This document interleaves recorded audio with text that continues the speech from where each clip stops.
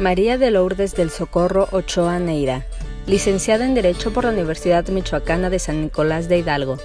Tiene especialidad y maestría en Derecho Internacional por la Universidad Nacional Autónoma de México. Fue jefa del área de adopciones del Sistema Nacional para el Desarrollo Integral de la Familia DIF. Directora de Cooperación Procesal Internacional en la Dirección General de Asuntos Jurídicos de la Secretaría de Relaciones Exteriores. Se desempeñó como profesora de Derecho Internacional Público y Privado en las Universidades de las Américas, Intercontinental, Nacional Autónoma de México y Autónoma de Durango. Ha sido ponente en diversos cursos en materia de Derecho Internacional Público y Privado, así como en materia de condición jurídica de extranjeros en México, Derecho Consular y Cooperación Procesal Internacional. Actualmente, trabaja en la Dirección General de Asuntos Jurídicos de la Cancillería Mexicana.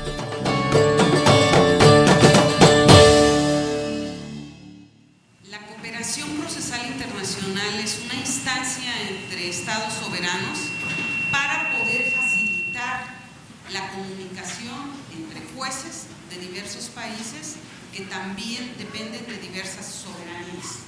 ¿Qué es lo que se busca? Que todos los interesados, todos los justiciables tengan acceso a la justicia. La justicia en este caso podría estar limitada por las fronteras físicas, las fronteras de sistemas jurídicos diferentes, las fronteras de las personalidades, de las nacionalidades de las personas y de los diversos sistemas jurídicos. Con esta cooperación lo que se intenta es la comunicación, no trasplantar un sistema jurídico a otro estado, que es lo que frecuentemente nos pasa. Queremos que las figuras de derecho mexicanas las aplique un juez en Rusia o un juez en Chile, o bien un juez de Chile quiere que el juez que va a conocer el asunto en México se adecue a la legislación de Chile. Y esto no es muy probable que suceda, porque cada sistema judicial es totalmente independiente, muchas veces tiene diversos orígenes y entonces no son compatibles tal como lo podríamos suponer. Dice que el acceso a la justicia debe ser sin costo o con los costos menos onerosos y sin discriminación. Bueno, perdón, sin discriminación. Esto es que independientemente del país donde se genere la solicitud de auxilio judicial, independientemente de la religión, del sexo, de cualquier diferenciación, tenemos que facilitarle a cualquier persona, independientemente de su nacionalidad, que es lo que vamos a ver más frecuentemente, el acceso a la justicia en México y el acceso a la justicia en el país donde se está generando la solicitud o donde se está solicitando que se realice alguna diligencia. ¿Qué es el debido proceso? Es lo que ustedes hacen todos los días. ¿Y para qué es el debido proceso? Para garantizar el cumplimiento de los derechos humanos de las personas que participan en un juicio.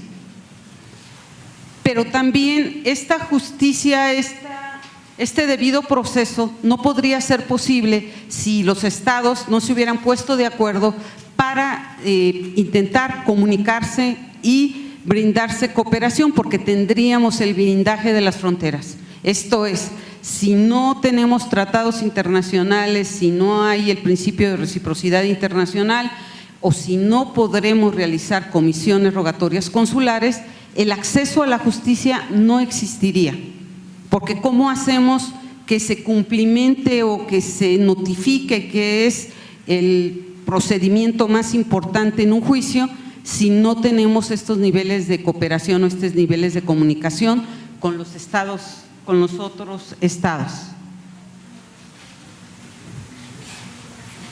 ¿Qué es una carta rogatoria internacional?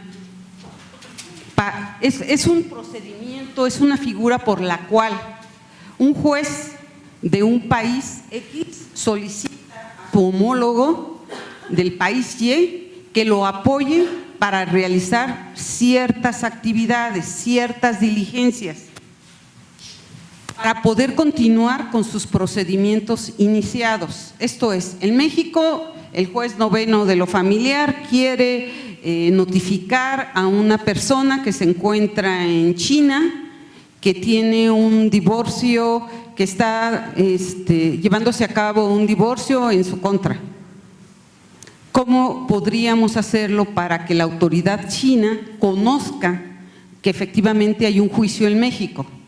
O al revés, una persona de Ucrania se quiere divorciar de una persona que es de nacionalidad mexicana y entonces el juez ucraniano le pide la colaboración al juez mexicano para que realice ciertas actividades.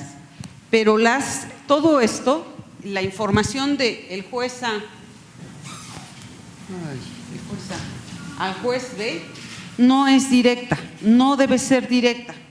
Hay otros procedimientos establecidos en la legislación internacional, en el derecho internacional, que habla de cuál es el proceso para que el juez A le pueda pedir al juez B realice ciertas actividades para cumplir el juicio.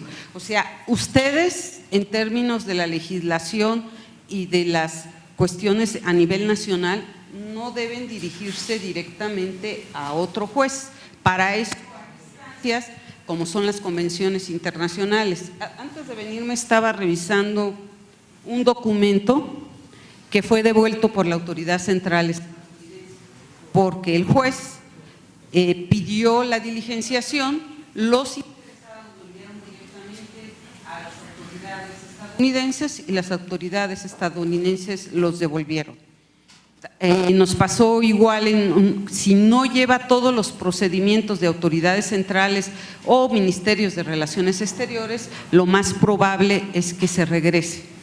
Primero, porque no es el camino, y dos, porque la Secretaría de Relaciones Exteriores, en el caso de México, como autoridad central, es la que revisa que todos los documentos cumplan con los requisitos de las convenciones y que puedan ser aplicables en el país donde se pretende llevar a cabo la diligencia. La carta rogatoria no sirve para hacer todos los procesos que pudieran necesitarse dentro de un juicio. Las cartas rogatorias o comisiones rogatorias consulares solamente pueden ser emitidas para solicitar cuestiones de mero trámite. Ya sé que para muchos de ustedes dicen es bastante frustrante que a través de una carta rogatoria solamente se pueda hacer citaciones, emplazamientos, obtención de algunas pruebas y notificaciones.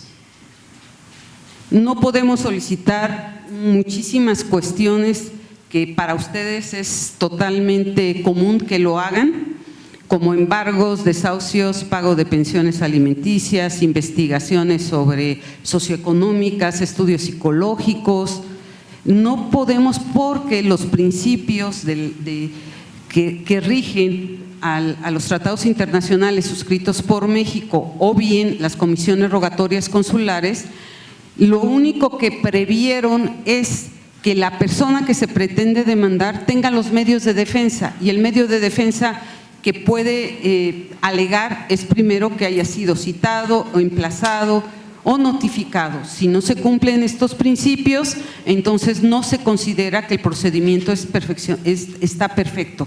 Entonces, lamentablemente para muchos de ustedes solamente se pueden realizar estos, pero toda esta situación es efectiva para dar cumplimiento a los derechos humanos de la persona que se pretende notificar o que se pretende hacer del conocimiento. ¿A quién? Esta es la primera la primera pregunta que ustedes al momento que reciben un exhorto se tienen que responder. ¿A quién se va a notificar? ¿O a quién se va a citar, a quién se va a emplazar, o de quién se pretenden obtener pruebas? Y los supuestos son nacionalidad, mexicana o extranjera.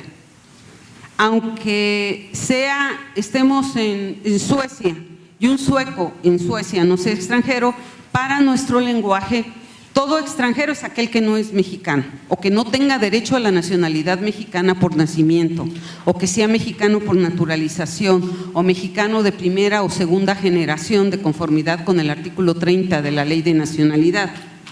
¿Quiénes son mexicanos por nacimiento? Aquellos nacidos en territorio nacional independientemente de la nacionalidad de sus padres, aquellos hijos de padre o madre mexicanos, y aquellos que nacieron en el extranjero que tienen origen mexicano.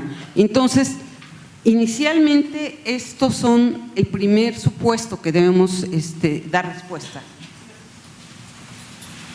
¿A dónde? ¿A qué país se va a dirigir esta carta rogatoria? Porque es importante definir a dónde se va a enviar esta carta rogatoria. Porque determinando el país vamos a ver si son o no son aplicables las convenciones internacionales, si hay o no hay embajada de México, si hay sección consular, si todas las respuestas en razón de quién va a realizar la diligencia lo podemos averiguar a dónde. Entonces vamos a ver a dónde. Es una carta rogatoria que ustedes quieren enviar. ¿A qué país? Podría ser Estados Unidos, que es el 70% de las cartas rogatorias. Vamos a determinar, es una persona, lo va a generar el juez mexicano, va a Estados Unidos y es una persona mexicana. Este sería el primer supuesto. Si es mexicano, ¿qué convención o qué procedimiento o qué vía se le va a dar cumplimiento? ¿Por qué vía se le va a dar cumplimiento? El juez mexicano genera una carta rogatoria para un extranjero en Francia. ¿Qué trámite se le va a dar? Entonces ya vamos a definir nacionalidad y a dónde se van a ir dirigidos, ¿no? Y luego vamos a ver la aplicación del principio de reciprocidad. Si la persona es extranjera y el país donde se ubica no forma parte de convenciones internacionales, es otro supuesto el que vamos a cumplir. Volvemos al principio de para qué sirve una comisión rogatoria consular o para qué sirve una carta rogatoria o exhorto. Solamente para hacer cuestiones de mero trámite, no actos coactivos, no embargos, no descuentos para pensiones alimenticias, no medidas precautorias en que impliquen cualquier retención de propiedades o cualquier cosa, o para garantizar el pago, para garantizar la pensión alimenticia. Eso puede realizar a través de un exhorto o carta rogatoria. Tampoco la obtención de estudios socioeconómicos o la obtención de estudios psicológicos. Otro principio que es muy importante es que las cartas rogatorias, las comisiones rogatorias, es obligación del juez exhortante. O sea, yo sé que tienen que entregarle los documentos a los interesados, a los promoventes, a los abogados para llevar a cabo las traducciones, pero en nuestra área es muy frecuente que se apersonen abogados y que nos digan, el juez A, el juez B, el juez C nos dijeron que ustedes llenan o nos ayudan a llenar esto. Para mí, en lo personal, significa un riesgo que nosotros le entreguemos, a que ustedes le entreguen la carta rogatoria y que la persona pueda poner situaciones que difieren del procedimiento que se está llevando a cabo, o sea, pensando mal, entre abogados te veas. Pero la situación es que sí es un poco complejo, sí es laborioso, pero necesariamente creo que ustedes son las personas que deben llenarlos, porque ustedes son nuestra garantía de lo que dice la carta rogatoria, es lo que dice el auto de fecha 23 de abril.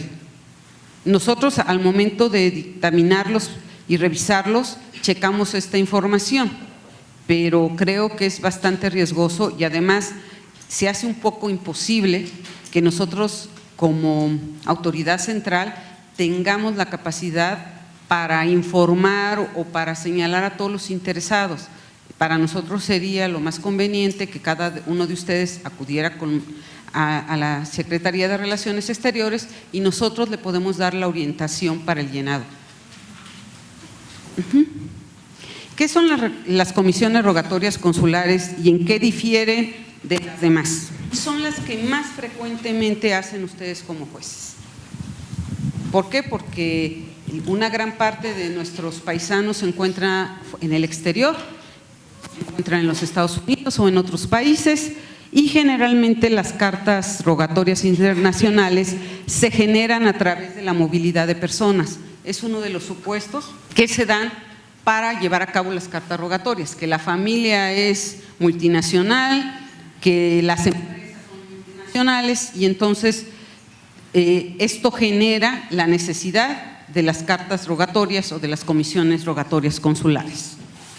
Las comisiones rogatorias consulares, ustedes como jueces le ordenan al cónsul mexicano que realice actividades. Cualquiera de las actividades que vimos, ustedes le ordenan. Este es primer supuesto. Tiene que ser mexicano, puede ser de primera, segunda y tercera generación. Y pusimos el ejemplo de Estados Unidos para ver cuál es lo más común. Vamos a averiguar qué es lo más común. Entonces, ustedes le ordenan al cónsul. El cónsul tiene varias restricciones. Uno es el derecho mexicano, dos, el derecho internacional público y tres, el derecho interno del Estado receptor. Entonces, tiene que darle cumplimiento a estas tres normativas. Primero, al derecho interno mexicano. Ustedes le ordenan, el cónsul mexicano es una autoridad federal. El derecho internacional público, hay convenciones, la Convención de Viena sobre Relaciones Diplomáticas, la Convención de Viena sobre Relaciones Consulares, algunos tratados internacionales y el derecho interno. Posteriormente vamos a ir revisando cada uno de estos supuestos, pero es las tres limitantes que tiene la normativa de un cónsul mexicano. Estaban muy contentos porque podían ordenarle, ¿verdad? Pero siempre y cuando se cumplan estos tres supuestos. Ustedes no tienen que poner la frase sacramental, que en caso de reciprocidad, es que no me la he aprendido, pero esa muy rimbombante que ponen al final de los exhortos, uno, no va a haber reciprocidad, porque el cónsul no va a tener una carta rogatoria para ustedes. Entonces, uno. Dos, que entre más simple el lenguaje se utilice por ustedes, es mejor. Si no, díganle a los traductores cuánto cuestan y a los interesados cuánto cuestan las traducciones de los documentos. En el caso de los consulados no se requiere la traducción, pero es más fácil utilizar un lenguaje más cotidiano, más ciudadano, porque los miembros del Servicio Exterior Mexicano, yo creo que el 15% serán abogados y el 85% restante no son abogados.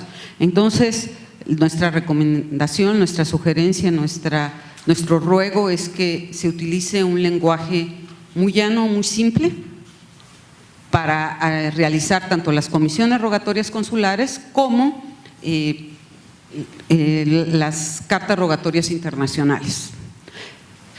Las pueden presentar en la Dirección General de Asuntos Jurídicos, que está aquí en planta baja del edificio vecino, y en cualquiera de las delegaciones foráneas de la Secretaría. Las delegaciones metropolitanas donde se expide pasaporte, ahí no pueden recibir ni carta rogatoria, comisiones rogatorias consulares, ni ningún tipo de documentación relacionada con cooperación procesal internacional. Ahora ya hablábamos cuáles son las restricciones que tiene el país para llevar a cabo las notificaciones, ¿no? Entonces, nos vamos al ejemplo estrella de una circunscripción consular. Por el número de connacionales que existen en el Estado de California, el Estado de California tiene 10 consulados. Entonces, ahí es más fácil que cualquiera de ustedes pida la realización de una diligencia, uno, que sea más rápida, dos, que no cueste, y 3, mucho más fácil de diligenciar. ¿Por qué? Porque si California es muy grande, hay una gran parte de mexicanos, pero también hay 10 consulados que pueden hacer esa labor, ¿no? ¿Qué es una circunscripción consular? La circunscripción consular es la jurisdicción y la competencia de ustedes. Es una división aleatoria que propone México, le dice a Estados Unidos, Departamento de Estado de los Estados Unidos, requiero abrir un consulado en Hawái, ¿no? A ver, ¿por qué quieres abrir un consulado en Hawái? Bueno, porque hay 5,000 mexicanos, hay 20 empresas mexicanas, hay intereses comerciales, necesitamos hacer protección, cualquier cosa, ¿no? Y entonces el gobierno de Estados Unidos da el beneplácito para abrir una oficina, una representación consular en Hawái. Y expongo Hawái porque en Hawái no hay consulado. Porque las relaciones de Hawái que lo vinculan con México no son tan trascendentes para que justifiquen abrir un consulado.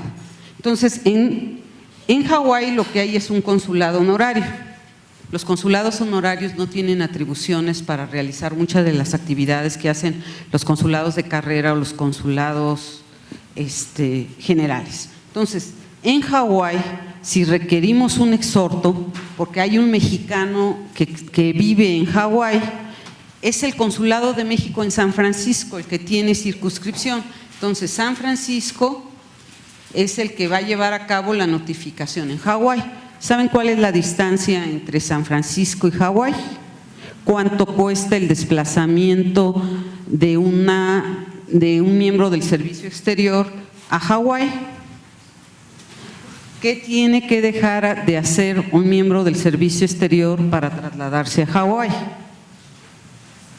O sea, la primera buena noticia es que en California hay 10 consulados y que pueden realizar las actividades mucho más frecuentemente, con menos problemática, pero se presenta Hawái. Y Hawái hay que pagar el traslado de las personas a Hawái. Hay otra figura que permite realizar las notificaciones. En los consulados que tienen gran territorio, hay una cosa que se llama, un programa que se llama Consulado sobre Ruedas. Entonces, los consulados sobre ruedas hacen una programación en su circunscripción. Hoy visitamos el pueblito A y dentro de un mes el pueblito Z, donde hay mexicanos, y aquí van expidiendo documentación consular. Entonces, quizá nos toque suerte y el pueblito A, ayer llegó la rogatoria y mañana van al pueblito A y mañana la realizan, pero quizá nos tenemos que esperar hasta la Z, hasta que el consulado sobre ruedas visita el puebladito Z y donde va a realizar la notificación. Entonces, esas son las variables por las que las comisiones rogatorias consulares, una se puede tardar un mes, una 2 meses, otra 3 meses y otra 3 o 4 meses. Otro problema que se tiene es el uso de los nombres. O sea, yo soy Lourdes Ochoa y si me cambio a Estados Unidos, igual tengo L. Ochoa y me quitan el Ochoa y me pongo el Neira. Y cuando regresamos las cartas rogatorias a ustedes, a los jueces, nos dicen, no son la misma persona. Nos pasó uno en el estado de Guanajuato, que la juez, mejor no digo de dónde, porque ya veo, y luego, no, la juez dice, Relaciones Exteriores, te devuelvo la carta rogatoria, porque el 21 de noviembre del año en la canica fue día inhábil, de conformidad con el decreto que anuncia que los días inhábiles. Y te lo devuelvo porque resulta que la persona que yo te pedí notificar se llama María Francisca tal. Y en Estados Unidos tú me dices que notificaste a Pancha Pérez. y yo no te estoy pidiendo que notifiques a esa persona. Entonces hubo que explicarle, a ver, primero, los días inhábiles de México no aplican en los países. Igual en Estados Unidos hay diferentes días inhábiles en México. Entonces, los únicos días inhábiles que aplican para los consulados mexicanos es 16 de septiembre, 1 de enero y 25 de diciembre. Los demás fechas no coinciden. Si es un país de tradición musulmana, los consulados trabajan el domingo, pero no trabajan el viernes y el sábado. Entonces, habrá que adecuarse a las realidades y a las costumbres del país donde va a surtir efectos. En este caso, el día inhábil no lo decide un juez mexicano, no lo decide un decreto mexicano, lo decide el país donde se va a llevar a cabo la diligencia. Entonces, no les extrañe ver, excepto 16 de septiembre, que un día inhábil, 5 de mayo, puedan realizar diligencias los consulados mexicanos. Entonces, no podemos traslapar la legislación mexicana a la legislación del país receptor. ¿Cuáles son los fundamentos jurídicos de las comisiones rogatorias consulares? La Convención de Viena sobre Relaciones Consulares, la Ley Orgánica de la Administración Pública Federal, que es la que le da esos atributos a la Secretaría de Relaciones Exteriores y a los consulados de México en el extranjero, el Código Federal de Procedimientos Civiles. Ese también es otro coco para nosotros y para ustedes, porque les decimos, afortunadamente en casi toda la República es copia del Código Federal de Procedimientos Civiles, pero hay algunas legislaciones o son muy viejitas o muy innovadoras y no coincide. Por ejemplo, nosotros mencionamos por perito traductor y resulta que el Estado de México ya no tiene peritos traductores autorizados por el Tribunal Superior de Justicia. Entonces, esas podrían ser una de las variables. Entonces, en principio, aplicamos el Código Federal de Procedimientos Civiles, que por ser en los consulados autoridades federales es el aplicable. La Ley del Servicio Exterior Mexicano aquí le da facultades a los miembros del Servicio Exterior para que hagan diligencias. El reglamento de la Ley del Servicio Exterior Mexicano y el reglamento interior de la Secretaría de Relaciones Exteriores, que le da estas atribuciones a la Dirección General de Asuntos Jurídicos para realizar el dictamen y la revisión de todos los documentos que ustedes presentan para señalar si son procedentes o no y enviarlos para diligenciar ya sea a las representaciones consulares o a las autoridades centrales de otros países. ¿Qué es la rogatoria consular y por qué ya no se llama exhorto o carta rogatoria? Para esto nosotros utilizamos exhorto o carta rogatoria de manera sinónima, No hay ninguna variable como la que ustedes tienen de que es un exhorto y que es una carta rogatoria. Una autoridad mexicana le solicita al Consulado de México, una autoridad mexicana que puede ser jurisdiccional, parajurisdiccional, como un órgano interno de control, como el Seguro Social o como el SAT, que no son propiamente autoridades jurisdiccionales, y a los miembros del Servicio Exterior son los únicos que pueden dar atención a las cartas rogatorias. Por eso les decía, en algunas representaciones, se me ocurre, por ejemplo, la Embajada de México en Ucrania, hay 4 miembros del Servicio Exterior mexicano. En algunos otros países hay solamente 2. El encargado de negocios, porque el embajador lo van a trasladar, y un empleado administrativo, son 2. Para levantar un acta circunstanciada se requiere un funcionario del Servicio Exterior, 2 testigos. En el caso de Ucrania, los testigos tienen que ser intérpretes o traductores. Si la persona a la que se va a notificar por alguna situación tiene que acompañarse para que fuera testigo. O sea, el primer supuesto es mexicano, se supone que habla español, van a ir a notificarlo en el del consulado o de la sección consular de la embajada, pero resulta que solamente hay 2 funcionarios, entonces empleados locales tienen que fungir como testigos, porque no hay de dónde asimilar. Si en Ucrania le pedimos que un mexicano se quedó haciendo investigaciones en Chernobyl y vele a notificar, ¿Y cómo le va a hacer para notificarlo? Si está plagado de radiación.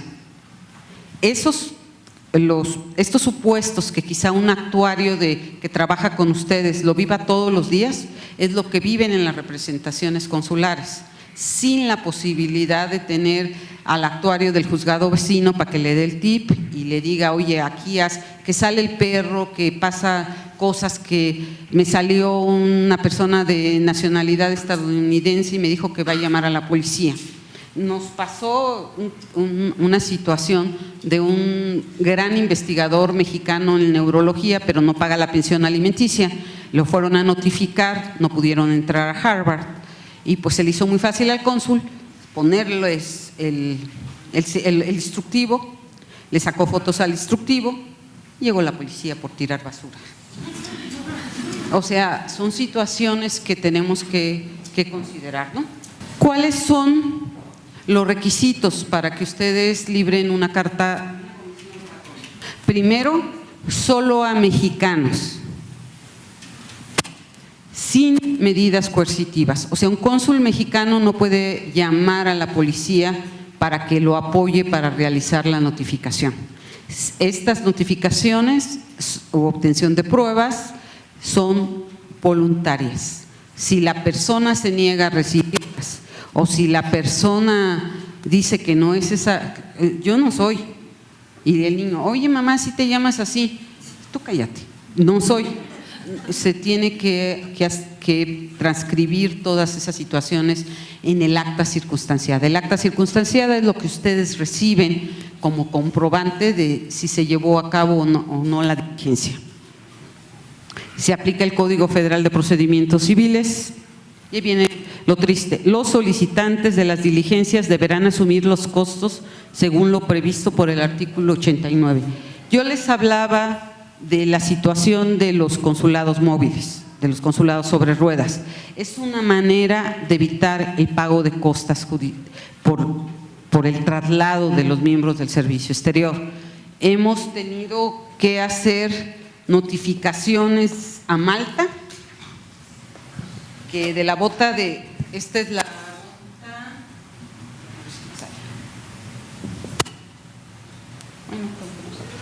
esta es la bota de Italia, ¿no? Y aquí está Malta y aquí está Roma. Teníamos que, el cónsul de Roma tenía que hacer una notificación, lo que implica pernocta y viáticos. El interesado tiene que pagarlos, porque no hay dinero que cubra estos principios, excepto si en algún momento la Dirección General de Protección a Mexicanos en el exterior lo considera un caso de protección. Entonces, primero habrá que elevarlo a caso de protección para que se puedan llevar las notificaciones de manera gratuita. Pero en principio es muy poco los casos en que se ha tenido que pagar las comisiones rogatorias consulares, muy poco, porque los tribunales agrarios no nos sueltan un verbo de que la justicia debe ser gratuita y muy buenos argumentos, la verdad trabajan muy bien los tribunales agrarios. ¿Cuáles son las otras limitantes de las oficinas consulares?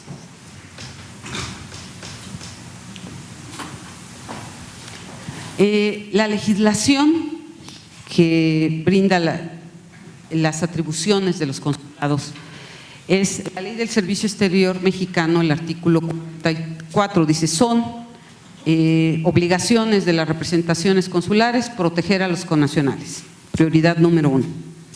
¿Cómo protegen a los nacionales? Pues ustedes lo ven continuamente, que son deportados, que son lastimados. El Consulado de México supervisa que sean cumplidos sus derechos humanos. Ese es lo principal del consulado y esa es la prioridad 1, y sobre eso no hay argumentos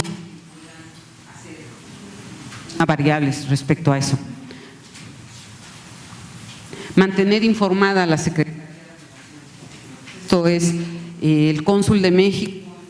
Se inicia la cosecha con fecha tal, Entonces, todos los trabajadores migrantes, hay una que van cambiando conforme a las cosechas.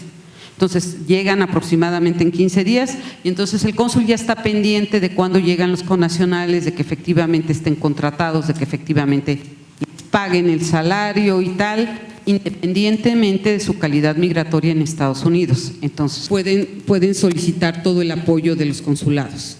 Entonces, esa es la labor principal de los consulados. También tiene funciones de juez de registro civil. Y hablo de las funciones del registro civil porque el cónsul puede levantar actas de nacimiento de mexicanos, hijos de mexicanos, o de mexicanos que nacieron en México, sus papás se los llevaron sin registrar y ahora hay la posibilidad de que lo registren. Pueden llevar a cabo matrimonios de mexicanos, levantan actas de defunción, pero no hacen anotaciones marginales. No tienen atribuciones para hacer todos los libros que se generan en las representaciones consulares de México en el exterior, son concentrados aquí nuestros vecinos, en el Registro Civil Central. Entonces, si es un acta de matrimonio celebrado hace 5 años, debe estar en el Registro Civil Central de la Ciudad de México. Pero nada de anotaciones marginales. Ejercer funciones notariales. Igual, solamente pueden tener 4 actos jurídicos, no pueden dar fe de hechos jurídicos, solamente testamentos públicos abiertos, repudios sobre herencias, poderes y acuerdos sobre patria potestad. Son los únicos 4 actos jurídicos que el cónsul en funciones de notario público los puede llevar a cabo. Igualmente, todos los libros de protocolo se concentran en el Archivo General de Notarías de la Ciudad de México. Por el nivel de actividad que reciben los libros, es probable que Los Ángeles ya tenga todos concentrados de 5 años hacia atrás, pero es probable que en Líbano un libro tenga 50 años y siga sin llenar el primer tomo, ¿no? Entonces habrá que considerar eso. Si ustedes tienen dudas sobre un testamento otorgado en una representación consular, hay una base de datos en la Secretaría de Gobernación o bien en el Archivo General de Notarías de la Ciudad de México, pueden obtener toda esta información de si otorgó o no otorgó testamento. Cosa que no pasa que me digan si otorgó o no otorgó testamento ante notarios públicos estadounidenses. Eso es poco menos que imposible. Ahorita se los explico.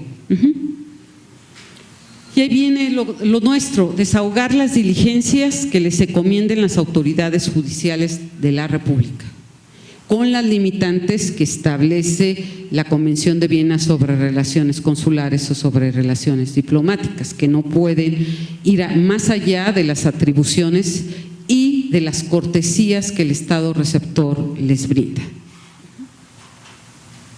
Ejecutar los actos administrativos que requiere el ejercicio de sus funciones y actuar como delegado de las dependencias del Ejecutivo Federal. Aquí les explicaba que también el SAT, por ejemplo, pide llevar a cabo obtención de pruebas o cuestiones de ese tipo y las embonamos en ese artículo, el artículo 3.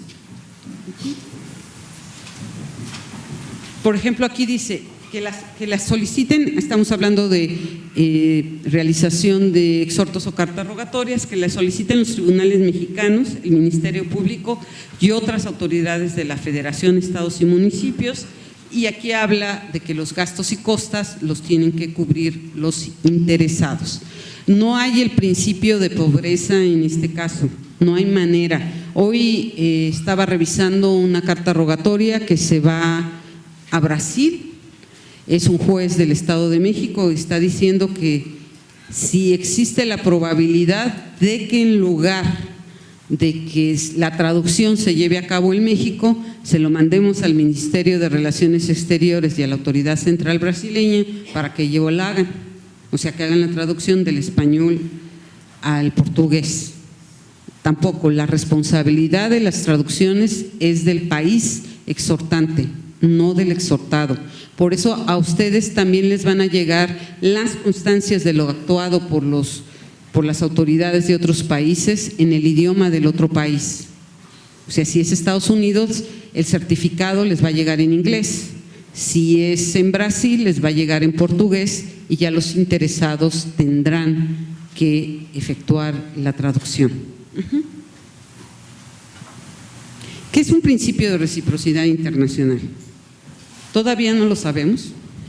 No hay una definición muy precisa que es reciprocidad internacional.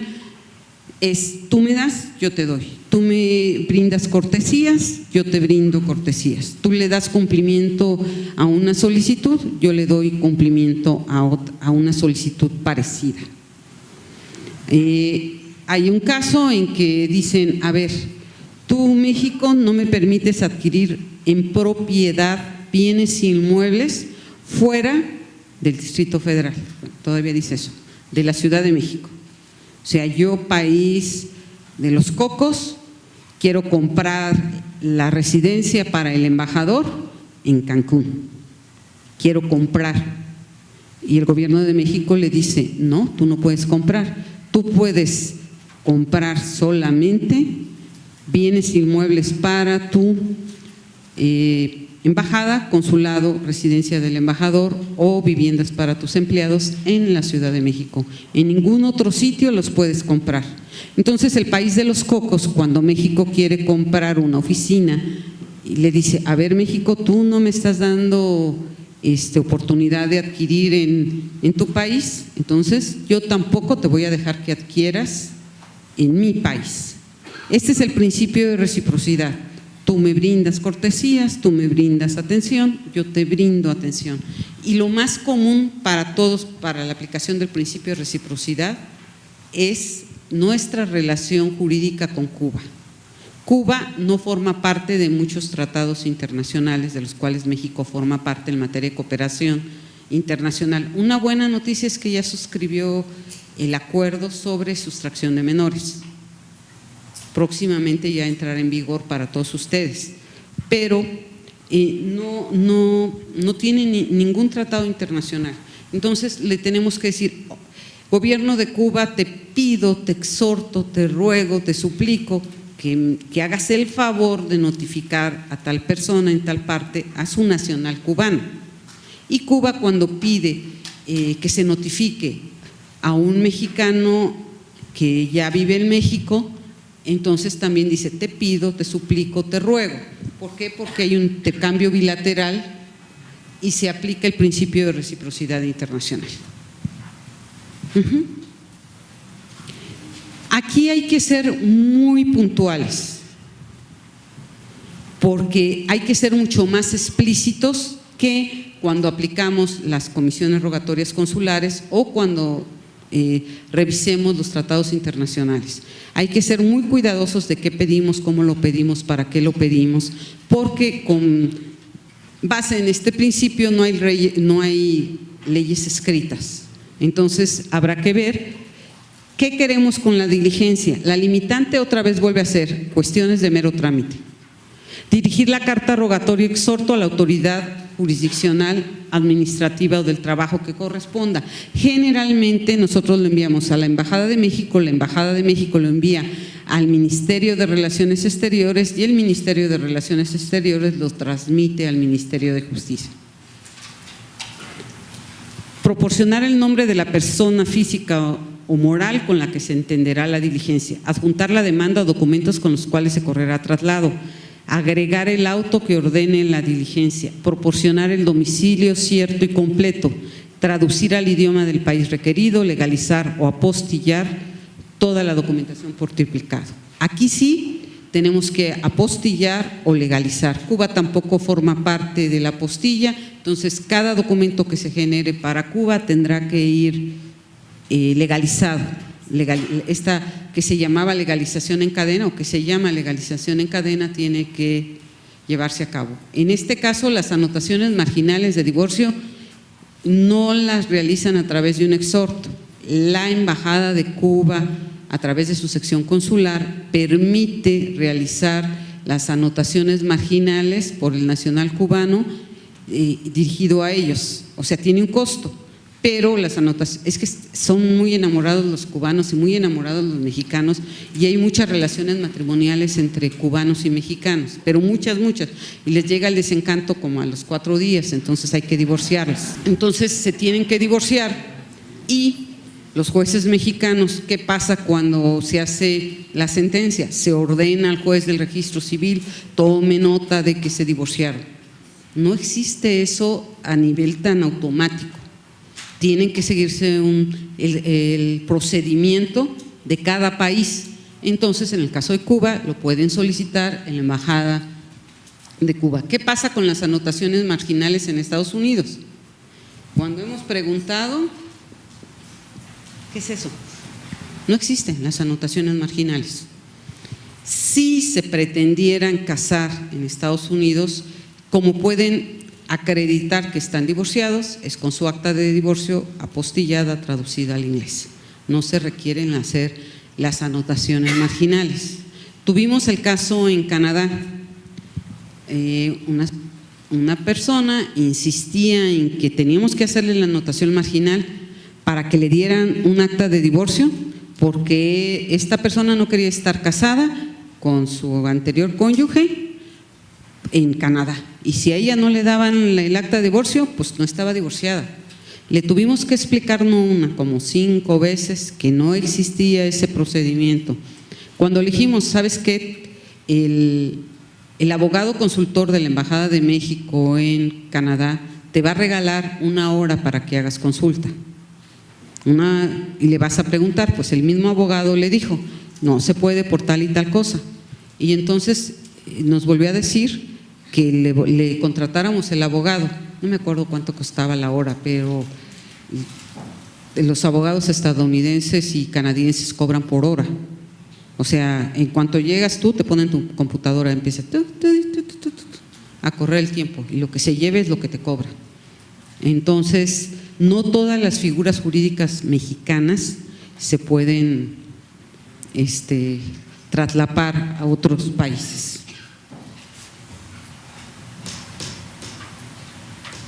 Los estudios socioeconómicos no los realizan los consulados. Los servicios sociales de los Estados Unidos no realizan estudios socioeconómicos, ni tampoco estudios psicológicos. Por eso les sugerimos las videoconferencias, para que el juzgador mexicano conozca perfectamente, vea a los niños, vea la interacción y todo eso, porque no hay otra manera de hacer este procedimiento. Y ahora vamos a ver las convenciones internacionales suscritas. De las 9 convenciones que el Estado mexicano forma parte en materia de cooperación internacional, vamos a analizar 4 que son las más comunes: notificación y pruebas interamericana, notificación y pruebas de La Haya. Y ahora sí vamos a ver este supuesto. Un juez mexicano requiere notificar a un colombiano en Francia, ¿no? ¿Qué procedimiento debemos seguir? Vamos a ver qué nacionalidad es esta persona que se pretende notificar. Es extranjero, en el supuesto que vimos primero. Francia, vamos a ver si forma o no forma parte de las convenciones internacionales. En este supuesto es la Convención de La Haya sobre notificación y el traslado de documentos judiciales y extrajudiciales en materia civil o comercial. Francia y México forman parte, entonces habrá que revisar. Para facilitar la comunicación entre autoridades judiciales de diversos sistemas jurídicos y de diversos idiomas, La Haya y la OEA determinaron inventarse un formulario modelo. El formulario modelo es homogéneo en todos los idiomas, de hecho viene en francés e inglés. Ustedes lo tienen que llenar en español, traducirlo al francés para enviarlo a Francia a realizar la notificación de esta persona colombiana. El argumento que ustedes pueden decir es, pero si es colombiano y habla español. ¿Por qué tengo que traducir al francés? Porque el juez de Francia tiene que conocer la solicitud de la notificación en francés y notificarle al colombiano en francés porque radica en Francia. Si el colombiano estuviera en su país, el idioma oficial de Colombia es el español, entonces no requeriría la traducción. Nos pasó una situación hace poco de Puerto Rico, sí, de Argentina, no, pero Puerto Rico, que quería la autoridad central de Estados Unidos que lo tradujéramos al inglés, y era una persona que suponemos tenía apellidos españoles, que hablaba español, porque Puerto Rico tiene las dos estructuras jurídicas, tanto el common law como el civil law. Ahí vamos otra vez. ¿Quién lo debe llenar? El juzgado, la autoridad requirente. Es que los promoventes inventan y van y dicen: en el juzgado 1538 de aquí enfrente me acaban de decir que ustedes lo llenan. No, es que no lo llenamos, lo tiene que llenar el juez. No, es que ellos me dijeron. Ah, sí, dígame quién. Ahorita le hablo. No, entonces yo entendí mal. Pero es muy frecuente que vayan las personas a solicitar que los apoyemos. Nosotros con mucho gusto los apoyamos. No tenemos la capacidad de respuesta inmediata o la capacidad de respuesta de atención al público, porque nosotros somos muy poquitos, somos 10 en nuestra área, entonces hay 3 personas en atención al público, y si pudiéramos brindarles la atención, para nosotros mejor, pero generalmente les llegan las solicitudes de requisitos a ustedes.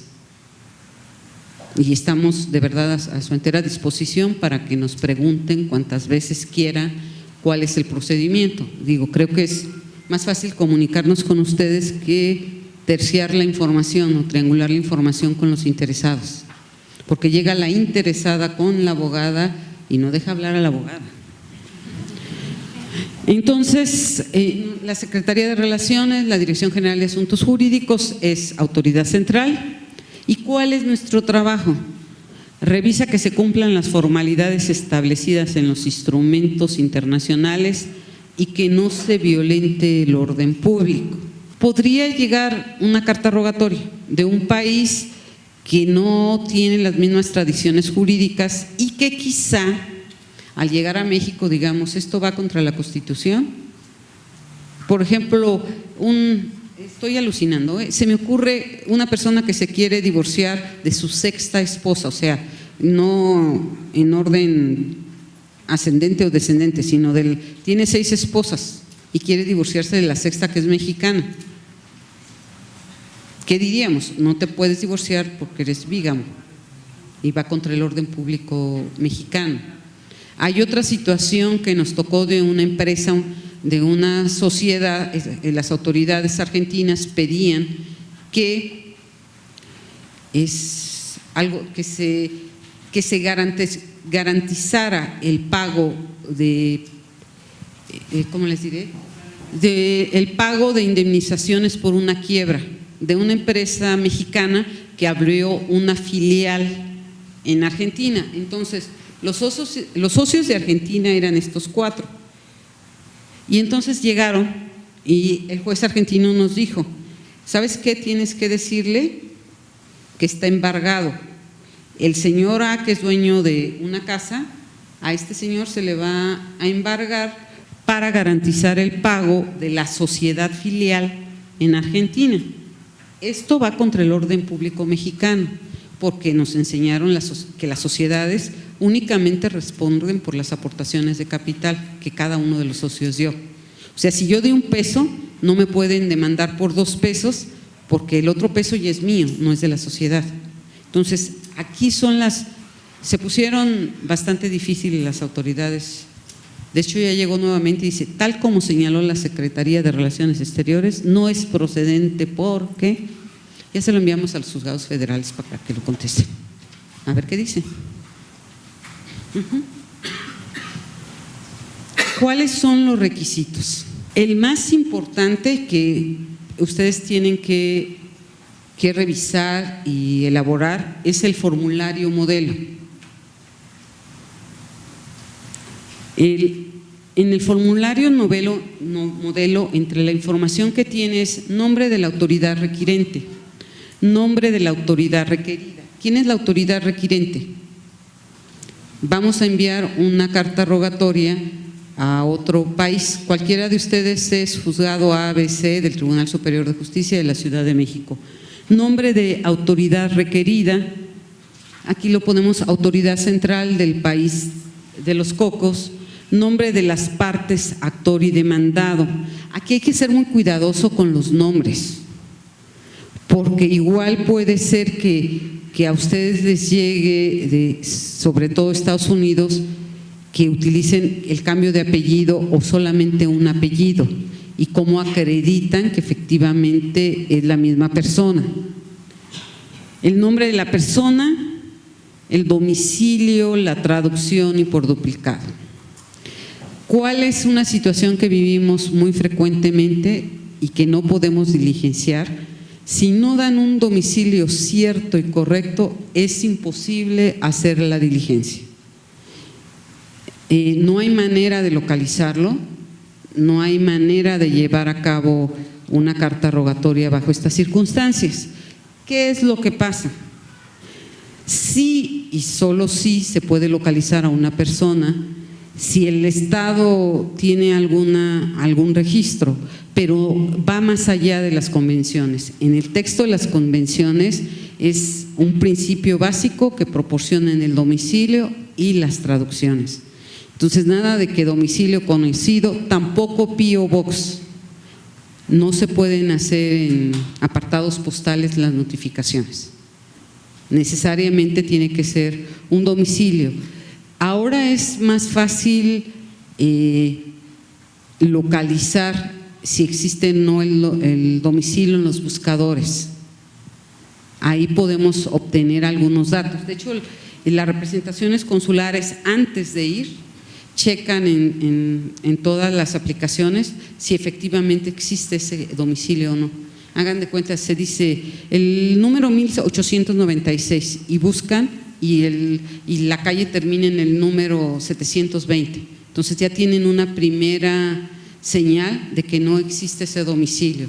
Muchas veces creemos que son situaciones dilatorias, lo que muchos se inventan las cartas rogatorias y proporcionan un domicilio incorrecto para que no se obtenga la solución.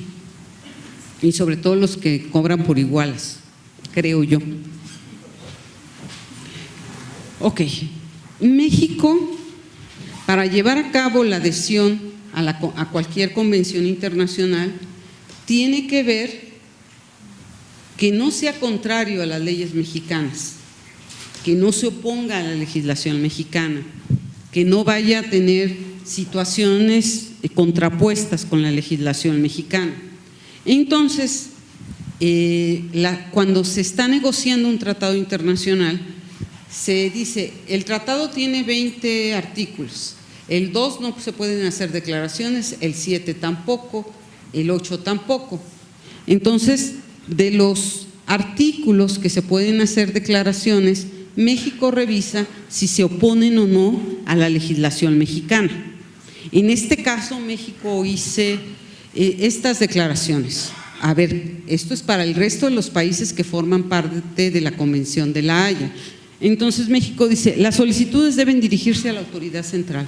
Todas las solicitudes deben venir dirigidas a la Dirección General de Asuntos Jurídicos en su carácter de autoridad central. Aunque quiera un juzgado, la Corte de California emitió una carta rogatoria con fundamento en la convención y se las hace llegar a ustedes, México dijo no, todas tienen que ir a través de autoridad central. Toda la documentación debe ser traducida al español. Hay países que firman sin hacer declaraciones, que es un éxito para las personas que cabildean el ingreso de diversos países a las convenciones. Si no les hacen declaraciones, pues qué padre, porque las declaraciones son vistas como una tacha, ¿no? Los agentes diplomáticos extranjeros no podrán notificar a nacionales mexicanos o de un tercer país. Esto es, si la embajada de los Estados Unidos o el consulado quiere notificarme a mí, que soy mexicana, no es posible realizar esta notificación porque el Estado mexicano hizo una reserva. Los gastos de la diligencia a cargo de los interesados, que tampoco se nos ha presentado ninguna situación en el caso de México. El principio aguardar para proveer. Este es un principio básico que tiene los tratados internacionales. En principio, La Haya definió qué es aguardar para proveer. Tú, juez mexicano, libraste una carta rogatoria. Tú no puedes determinar nada, se queda paralizado el trámite hasta que te llegue la respuesta de si sí se pudo notificar o no se pudo notificar. En el caso de Francia, aguardar para proveer dura 6 meses y la persona, la actora, únicamente con que acredite que intentó realizar la notificación, con eso se considera que ya está notificada. Entonces, pues todo depende de las declaraciones que haga un país. Hay un documento mágico que se llama certificado. Si alguno de ustedes lo ha recibido, son unos papelitos que les ponemos de colores, certificado, llenar el certificado. Ese lo tienen que llenar ustedes. El certificado es su nota de fe, su razón actuarial de que efectivamente se realizó o no se llevó a cabo la notificación. No son válidas las notificaciones ni por correo electrónico ni por mensajería. Igual en algún momento se les presenta a una persona que dice, mira, me quisieron notificar, aquí está el sobre, ¿qué hago? Nos lo regresa a nosotros lo regresamos a la corte que corresponda o al juzgado que corresponda y le dijo, de conformidad con las declaraciones hechas con México, no puedes realizar esta actividad, tu juez de Illinois o de Toronto o de cualquier otro estado. Otra convención que se aplica frecuentemente, más frecuentemente porque esta no implica costos, es la Convención Interamericana. Igual tiene formularios diferentes a los de la Convención de La Haya. ¿Cuál es la limitante? Los países que formamos parte de la Convención Interamericana. Somos Latinoamérica, Estados Unidos y extrañamente España. España, ¿por qué? Por el nivel de comunicación judicial que tiene con México, o sea, mucha población española o mucha población mexicana estamos continuamente en comunicación con los españoles. Entonces a España se la invitó por los lazos de amistad y de afecto y de cooperación procesal y todo ese rollo, pero sí se presenta frecuentemente las cartas rogatorias dirigidas a España. La Convención Interamericana la forman parte 2 documentos, el protocolo y la convención en sí. El protocolo lo que dice, lo que define es la manera de llenar el formulario. Habrá países que formen parte de la convención y países que no formen parte del protocolo. Entonces, les explicaba, España forma parte de la convención, pero no forma parte del protocolo. Entonces, en este caso, no es obligado llenar los formularios dirigidos a España. En los Estados Unidos, quien es la autoridad central en el caso de la Convención de La Haya sobre pruebas y de notificación y la Convención Interamericana sobre exhortos o cartas rogatorias, el Departamento de Justicia designó a una empresa privada que se llama ABC Legal para que realice la notificación. O sea, es un despacho de abogados el que realiza, que tiene varios sucursales, que es el que realiza las notificaciones. El costo son $95. ¿Cómo los pagan? Por transferencia electrónica. El convenio de La Haya sobre obtención de pruebas tiene 3 características. que el proceso haya iniciado. No, aquí no hay medidas provisionales, medidas precautorias, medios preparatorios a juicio o discovery, como se llama en los Estados Unidos. Ustedes tienen que identificar perfectamente que el juicio donde se pretenda obtener las pruebas ya esté iniciado. Y tampoco los interesados pueden pedirnos antes de que inicie el juicio: oye, investígame tal cosa, oye, investiga tal cosa. Y todo el movimiento que se genera en nuestra área es simplemente el que invocan los jueces. Si no lo invocan autoridades, nosotros podremos informar al interesado, pero hasta ahí, no podemos hacer ninguna otra actividad. Que las pruebas estén bien identificadas, o sea, que quiero obtener tal información, que quiero obtener tal documento, cualquier situación. No podemos decir, a ver, busca y encuentra. No, ustedes tienen que tener bien claro qué documento, qué pruebas se tiene y ante quién se tiene que obtener. El artículo 3 de la Convención de La Haya se tiene que requisitar, tiene que ver quién es la autoridad requirente, cuál es la autoridad requerida, identidad y dirección de las partes o sus representantes, naturaleza y objeto de la demanda, exposición sumaria de los hechos y pruebas que hayan de obtenerse. México vuelve a hacer declaraciones al firmar este tratado internacional. ¿Qué pidió? El idioma español. Los agentes diplomáticos y consulares no pueden hacer uso de medidas de apremio. En términos reales, nadie puede hacer uso de medidas de apremio. Generalmente la obtención de pruebas son voluntarias. No procederá si el juicio no ha iniciado. Identificar la relación directa entre las pruebas. ¿Para qué le va a servir al juez la prueba que está solicitando? ¿O qué va a acreditar con la prueba que está solicitando? Que los documentos estén identificados razonablemente. Podrán transmitirse a través de la autoridad central, vía diplomática o consular o por vía judicial.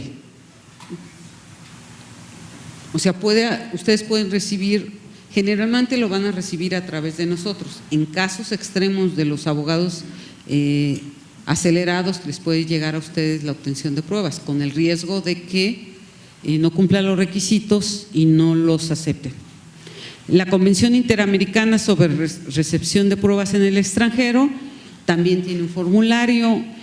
Tenemos que agregar el auto que ordene la diligencia, la demanda, el nombre de la persona, el domicilio, el por cuadriplicado, las declaraciones de México. La tramitación del exhorto no obliga al reconocimiento de sentencias extranjeras y que tiene que ser transmitido por autoridad central.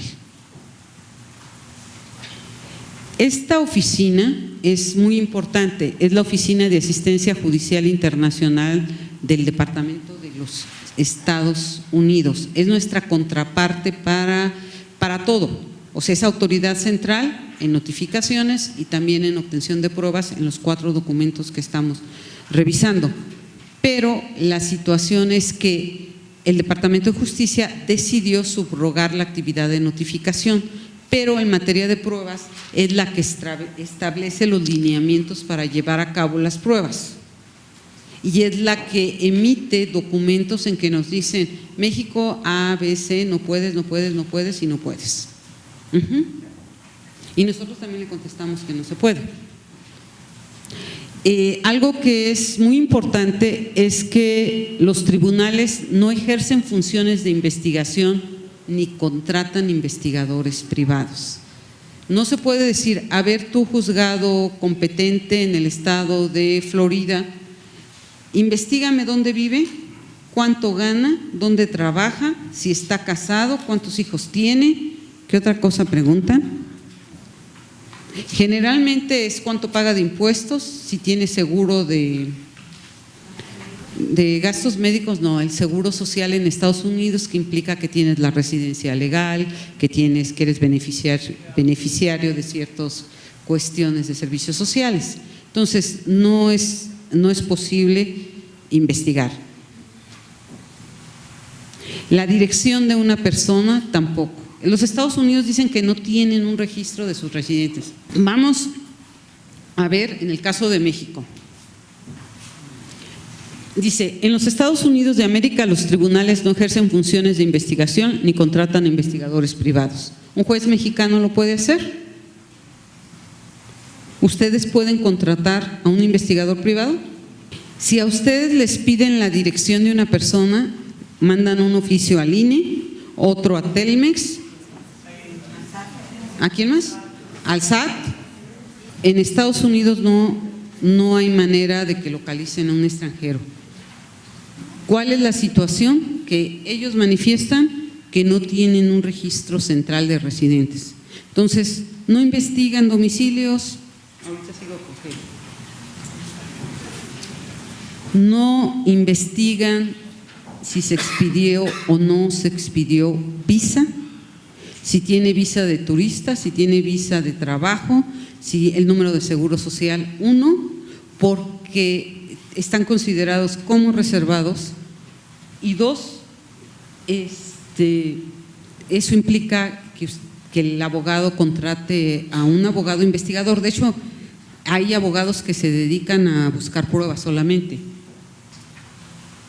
Propiedades tampoco hay manera de localizar, nada de que dime cuánto pagó de impuestos el año pasado y qué propiedades tiene y cuánto cuestan y dónde se ubican, ni localizar testamentos.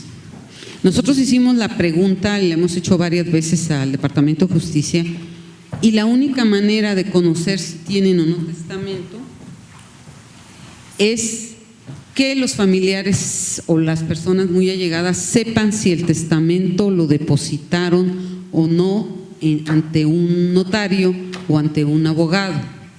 No existen los notarios públicos como los mexicanos, que es donde hacen un testamento. Un testamento lo pueden hacer en una hoja de papel, van con un notario, le pone un sellito y le dice a su compadre que lo guarde. No hay un registro como lo conocemos de testamentos. Tampoco podemos decir que podemos obtener datos sobre la salud de las personas. Es frecuente que nos digan, el señor Sutanito de Sal falleció tal día, pero dígame de qué se murió, por qué se murió y cuándo se murió y si tenía pleno uso de sus facultades mentales. Son datos personales y solo si los interesados dan la autorización se podría obtener esa clase de datos. Todos los datos personales, igual que en México, son sujetos de guarda y de reserva. Sí, solo si se da la autorización se puede dar. En el caso de que un juez mexicano pida esos documentos, lo tiene que fundar y motivar, y ellos hablan de una frase que dice, sí, solo sí se va a obtener justicia. Entonces tiene que proporcionarse unos formularios que cuando ustedes requieran sobre el estado civil estado médico de las personas, con muchos gustos se los damos, se los hacemos llegar, vienen en inglés, los tienen que llenar en inglés para conocer el estado de salud. También es frecuente cuando alegan indemnizaciones por accidentes de tránsito, que dicen, a ver, investígame de qué murió esta persona, si las heridas fueron causadas únicamente en el accidente o situaciones de ese tipo, son datos personales y reciben un tratamiento especial. Lo que les decía, los peritos de trabajo social o de psicología, uno, cobran, dos, no hay peritos oficiales de los tribunales extranjeros y por eso se sugiere que sea a través, si son mexicanos, a través de videoconferencias en los consulados. Dice, tampoco le podemos preguntar a Estados Unidos, a ver, dime cuál es el alcance de tal ley, qué dice tal ley, cómo puedo aplicarla en tal asunto, porque esas son opiniones judiciales. Para ello ustedes o el interesado debe contratar los servicios de un abogado privado para que dé las opiniones. En el caso de las representaciones consulares mexicanas, que nos dicen, dime el alcance, dame la ley vigente del régimen patrimonial en Las Vegas. Y dime qué régimen patrimonial tenía tal pareja que se casó en el 67.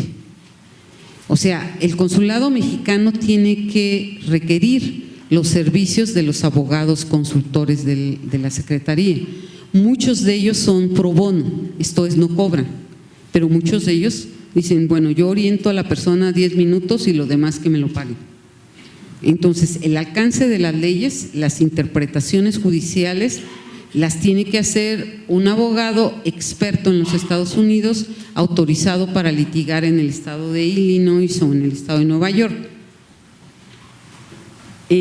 Información disponible al público también es muy difícil de obtener a través de una carta rogatoria. Tienen copias de órdenes judiciales o de leyes, ustedes las pueden bajar de las páginas oficiales. Información de registros corporativos, los registros corporativos también son públicos. Registros civiles, actas de nacimiento, defunción, matrimonio, divorcio no son susceptibles de obtenerse a través de la convención. Yo les estoy diciendo lo que no se puede pedir a través de la convención. Ustedes lo pueden obtener. Es muy común que pidan actas de nacimiento, que apostillemos y traduzcamos. Secretaría de Relaciones Exteriores obtiene acta de… No hay manera de que la podamos obtener, a menos que sea un caso de protección. O sea, la Dirección General de Protección a Mexicanos en el Exterior sí puede hacer todos estos trámites, pero nosotros no podemos a través de la cooperación procesal internacional. Y tampoco se puede obtener, investigarse el historial de impuestos. Estos son los formularios modelos. Los pueden bajar en las páginas www.hcch.nl o www.oea/exhorto, y ahí vienen los formularios modelo que ustedes pueden bajar. Son rellenables en computadora y ustedes los pueden bajar. Bueno, el de la Interamericana viene en español y en la Haya lo pueden bajar en español para que ustedes lo trabajen. Ok.